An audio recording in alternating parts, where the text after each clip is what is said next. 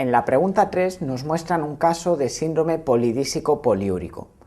Ante un paciente con clínica de polidipsia y poliuria, la primera patología que debemos descartar es la diabetes mellitus, pues es con mucho la más prevalente que origina este tipo de cuadros. Descartada la diabetes mellitus, debemos valorar el diagnóstico diferencial entre polidipsia primaria y diabetes insípida. La polidipsia primaria es un problema en el que el paciente bebe en exceso y por tanto provoca una hemodilución. Al ser la sangre hipotónica, esto inhibe la síntesis de hormona antidiurética y provoca una diuresis aumentada muy hipotónica que normaliza la concentración del plasma. Por tanto, un paciente con polidipsia primaria está hiperhidratado y hemodiluido y se normaliza a expensas de la poliuria. En cambio, en la diabetes insípida, el problema primario es un defecto de la función de hormona antidiurética, que puede deberse a un defecto de síntesis o a una ausencia de efecto sobre el riñón. Este defecto de función de hormona antidiurética condiciona que la orina sea muy diluida y muy abundante y por tanto provoca poliuria. Y la poliuria, al provocar una pérdida de agua libre, provoca hemoconcentración.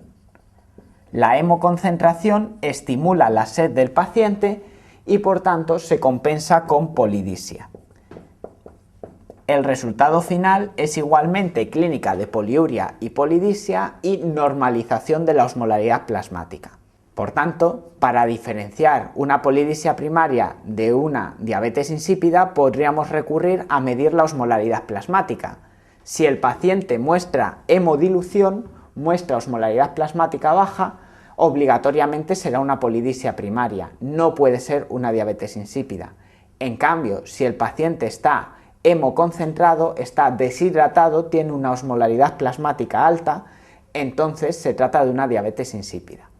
En el caso de que el paciente esté normohidratado, esté con normosmolaridad, que es el resultado final de los mecanismos compensadores en ambos casos, habrá que hacer un diagnóstico diferencial basándonos en el test de la sed.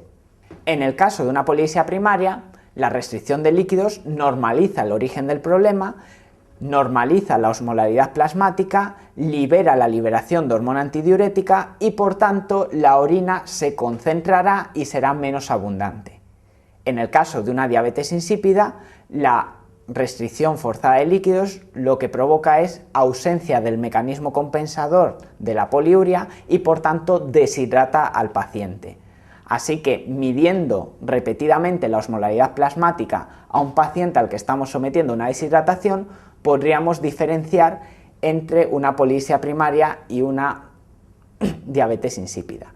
No se suele realizar, puesto que es un método invasivo, requiere extracciones seriadas sanguíneas y poco preciso. Lo que se suele hacer es medir la concentración de la orina. La osmolaridad normal de la orina está entre 300 y 500.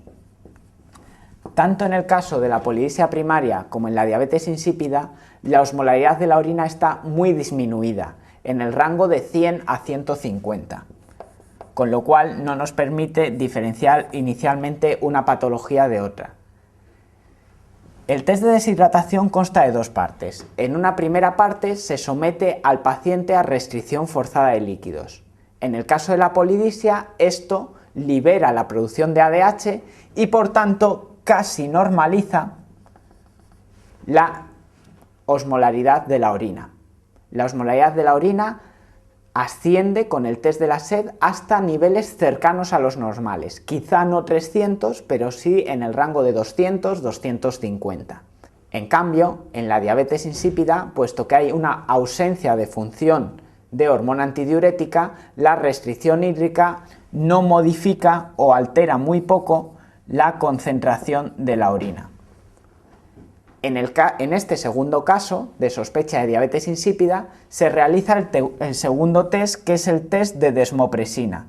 Se administra un análogo de hormona antidiurética que en el caso de tratarse de un déficit de secreción de hormona antidiurética, elevará la osmolaridad de la orina. A esto lo llamamos diabetes insípida central.